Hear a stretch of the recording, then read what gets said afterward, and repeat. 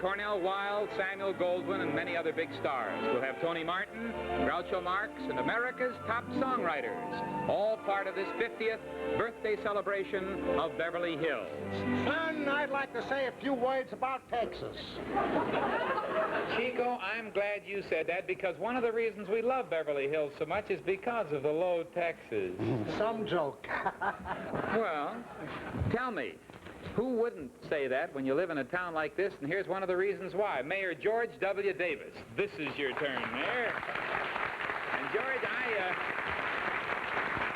I think you ought to tell the folks the main difference between being the mayor of, let's say, Beverly Hills and the mayor of New York. Well, Art, you know, about $50,000. You don't get any salary at all. None. Well, of course, it's fun to work here anyway. Well, I'll tell you, it's the beautiful surroundings that I have. I wouldn't consider receiving any remuneration or salary. The Beverly Hills citizens applaud you for that. After all, it's a pretty tough job. All night long in his office, up in the city hall, a light burns in the mayor's office. He's up there counting those pennies from the parking meters. But let's see some more of our city, Mayor. Calling mobile camera crew up on Laurel Lane. Now, this is where a producer lives. Not just any producer, but one of the most famous of them all. Samuel Goldwyn, high up on one of Beverly's hills. Well, here is Mr. and Mrs. Samuel Goldwyn. And do you mind if I call you Francis and I'd Sam? like that very much. Sam, I understand that while you're the boss in the studio, that there's another... This is the boss here. It's her house, isn't it? Every bit of it. Let's talk to Francis then. How long have you lived here? Oh, it's so long. 25, 26 years. Build the house yourself? Yes. But we had the land long before we built the house. My husband gave me this land on my first wedding anniversary, so that means we've had the land 29 and a half years, 30 years. You've been married 30 years. 31 almost. 31. Grandparents, of course? Yes, twice. Uh-huh. Sam, how'd you happen to pick this hilltop site out? Because of the view? She picked it out. When you bought it? She liked it. The idea is to have her like it. That's all that's necessary for me. It's fun to live in Beverly, isn't it? We like Beverly very much. And we're delighted that We're always glad to get back here. We're delighted you're both citizens of our town. By the way, Sam, I know you'll be happy to learn my 18-year-old boy Jack went to see Guys and Dolls last night. Did he like it? He loved it, just the way the rest of us do. Good. Congratulations. Makes me very happy to hear that. Fine. Thank you. You've heard the expression, it takes all kinds of people to make a world? Well, that cliche also applies to our little town of Beverly Hills. Consider the plight of Mr. Lefty Collins, as played by Sheldon Leonard.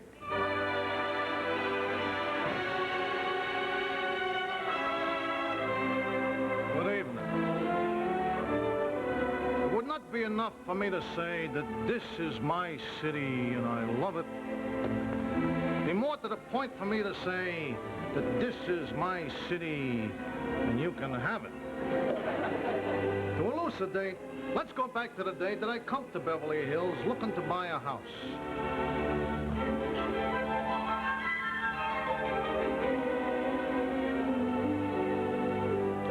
Good evening, Mr. Exclusive Real Estate Agent. Yes? I'm Lefty Collins, who has come to Beverly Hills looking to buy a home. Sit down. Now, you know Beverly Hills. One just can't come in and buy any house. We try to fit the family to the home, so to speak. Oh, I didn't know that. You know what I mean. Ein fauler Apfel speckt 100 an. Ein fauler Apfel. One rotten apple can ruin 100. I don't think I like being referred to as a rotten apple. I'm not saying anything derogatory about you. I don't know you. From the way you talked, I thought you did. Now, Mr. Collins, I don't have to tell you the code of Beverly Hills. Everyone knows we try to keep our people happy by having those in the upper brackets live apart from those in the lower brackets. Well, of course, that's the only possible way to live. I certainly wouldn't want my wife to find out that she's not welcome when she goes next door to borrow a cup of champagne. Then if I were you, I'd look in Brentwood. Look, Mr. Exclusive Real Estate Agent, I don't think you're getting my message. I want to buy a house in Beverly Hills. Money is no object.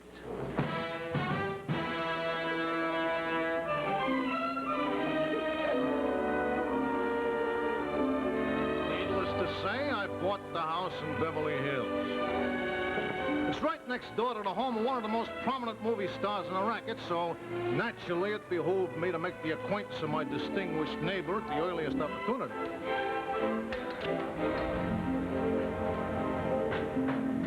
Hello there, Mr. Distinguished Neighbor. How do you do? Hi, I'm Lefty Collins. We just moved in here. Next door. To you. So I see. Yeah. Hey, that's a nice-looking shack you got there. A place like that must cost maybe $250,000 potatoes, eh? This house is not mine. Huh? It's Mr. Ronald Coleman's townhouse. I'm the butler. Oh, yeah, well, I should have known that from your cultured attitude. So you're the butler, huh? Hey, listen, but seeing as we just moved in here, my wife and I, we would like to extend an invitation to Mr. Coleman to drop in for maybe a chopped chicken liver sandwich and a glass of beer. Mr. Coleman, chicken liver, beer. Well, yeah, 2 beers if you want some. This is Beverly Hills. Ein fauler Apfel steht 100 Jahre. Yeah, how gauche of me to forget. Rothingham. Rothingham.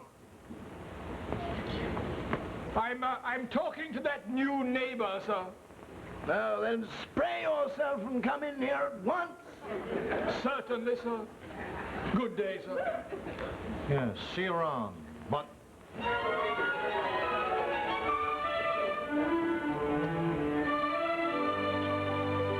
Yeah, this is my city, and this is my kid. Well, my next problem was to get Junior here into a Beverly Hills school. I'm sorry, sir. It's against school policy to allow your son to park his Mercedes-Benz in the same parking lot with the Cadillacs and the Imperials. He must park in the foreign car lot. I'm so sorry, dear. Yes? Hello, Miss Principal of a Beverly Hills school. I'm Lefty Collins, who has just moved here from Las Vegas, and I'd like to get Junior here into the school. You mean you wish to matriculate?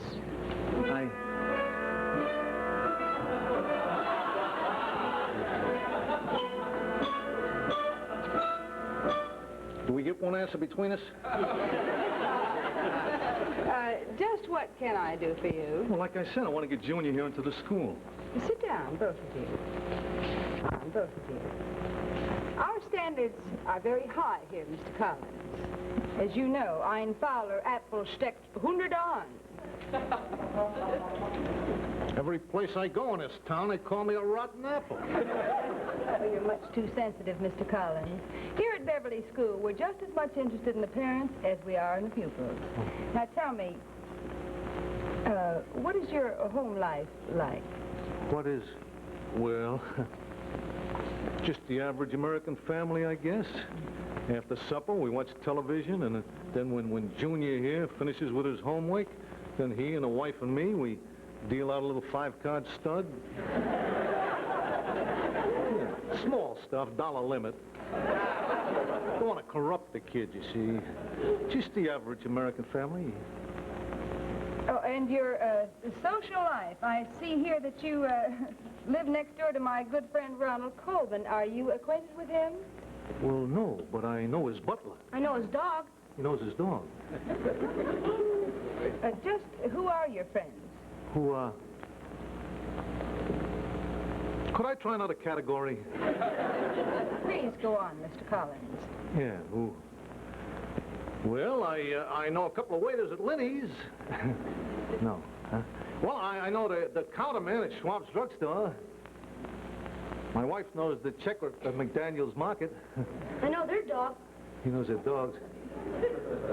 Well, when you become acclimated, perhaps you'll meet some people. In the meantime, have you thought of joining our PTA? PTA? Is that on the Attorney General's list? PTA, Mr. Collins, is the Parent Teachers Association. Oh, well, in that case, we ain't eligible to join because, you see, we ain't the parents of any teachers. Just this one kid here, that's all. Well, you run along now, and we'll have one of our investigators visit your home. We like to know how our pupils and their parents live. You know how it is. Ein Fowler, Apfel, Steck. Steck 100 on your fathers.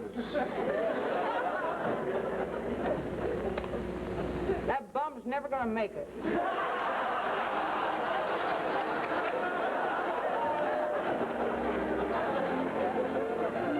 Well, this was my city, and I'll give it to you like they give it to me. I am now in Pasadena, where I belong.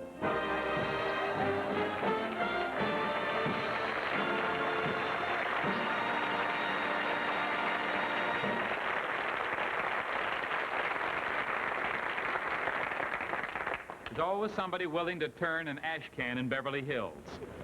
All right, tourists, let's go visiting again up on Hillcrest Road. This is the home of Cornell Wilde and Jean Wallace, otherwise known as Mr. and Mrs. Cornell Wilde. Hey there, Cornell. Hey, Cornell. Hello, Art. Hi, bet we surprised you dropping in on you and eavesdropping on Sunday afternoon. Sure. We always have cameras and microphones on the lawn every Sunday afternoon. Well, actually, we'd like to meet the whole family. Would you have them come on up Sure. back there in the lawn? I see your beautiful wife, Jean Wallace, and who are the two boys, Cornell? Patty and Jeff. How old are you, Patty? 12, And Jeff? 10. And Jean, don't you have some more in the house? Yes, 2 more, but they have the sniffles. Girls or boys? Girls. Girls. How old are they? 17. Well, that's my our sister, ward. who is our ward. Oh. And our daughter, Wendy, 12. How long have you folks been living in Beverly Hills, Cornell? 5 years, about. Aren't you a den mother or a pack leader or a wolf mother or something? I'm a den mother, Oh. Den 3, also handicraft chairman for Pack 77, and on the executive board. I'm very busy. Well, it's nice to step in and see your family out here having fun in this season. So, Cornell, Jean, Patty, Jeff, so long. Surprise us Bye. again. Sure. Of course, even back in the silent days, an actor labored day and night to achieve success. For example, one of Beverly's most celebrated citizens is that great guy, Mr. Harold Lloyd. Here is Harold as Lonesome Luke. Nobody was braver in silent pictures than Harold Lloyd, and the fact that they didn't make very good laundry baskets in those days didn't hurt any. But it's quite an enterprising young fellow who can make antics like these, pile up enough pennies to build a little estate like this. This is Harold Lloyd's driveway, his private route number 66, and if we don't meet with mishap, we should reach the main house before nightfall. We paused at the main swimming pool and bathhouse before going on for the rest of the journey. It is now the next day and no sign of the Lloyd home. We know it's on the grounds as we hear voices from a far-off high-five. We're passing through the cypress gardens and the lily pond to the poplar gardens, one of the most beautiful scenes in all Beverly. So beautiful when I get home, I'm going to kick my eucalyptus tree right in its uke. Our safari has reached the children's play yard. It's equipped with its own private Disneyland. I see signs of life. There's a human being. Oh, he's the head gardener in charge of 5 other gardeners. Now, come in, cameras, at the main house. Oh, hello, Harold. Hi, Art. Is this the whole family or is somebody missing? Well, Gloria's not here. Looks like we're all lined up, too. This looks like... Ta-da! Where's that? Gloria couldn't get here. She tried to, but she was working and was stuck. Well, now, let's see. Reading from right to left, there's Harold, and his wife Mildred, and his son Harold, and his daughter Peggy. Your grandmother, aren't you, Mildred? Yes, Art. Tell us 1 about- 5. 1 5 and 1 3. Boys or girls? 1 boy and 1 girl. I think the little girl's around the ground somewhere, isn't she? I believe she is. What's her name? Suzanne. And now, Mitty, as Harold called you, or Mildred, what do you like to do best here? Oh, I go to art school. Learning to be a painter. Well, I'm trying to. So you run your household. Yeah. Pretty big one. You have a lot of rooms here to take care of. Yeah. You remember how long you've lived here? Yes, we built this around 29. 29. Around 29. How many acres you have around here? I guess somewhere is between 16 and 20. Well, we're delighted to have visited with you, Harold, and seeing your family and your lovely grounds. Thank you, Art. It's been a pleasure. Thank you for including us. Bye. Bye now. And now, at another banquet table in Beverly Hills, the Toastmaster General of the United States, Mr. George Jessel.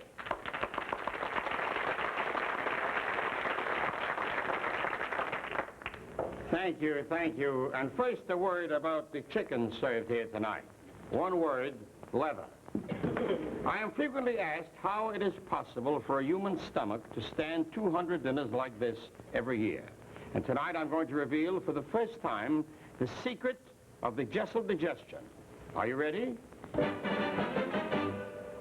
Presenting Jessel's secret. Tums for the tummy. You see, if all this food upsets my stomach, I simply take 2 of these wonderful Tums, and the result is I feel fine. Because Tums fix acid indigestion and heartburn faster than you can say delicatessen. And Tums Relief really lasts, too. They taste good. They taste like candy mints. And they're so handy that I carry them in my pocket wherever I go. And finally, just before going to bed, I take a Tums nightcap. 2 Tums to make sure that I get my beauty sleep. So take a tip from Jessel, ladies. You get Tums, too. The best friends your tummy ever had. And carry them as faithfully as you carry the keys to your home. Tums, 10 cents a roll, 3 rolls for a quarter. The handy new Tums vacuum tin, $1, with 12 rolls and metal carrier free.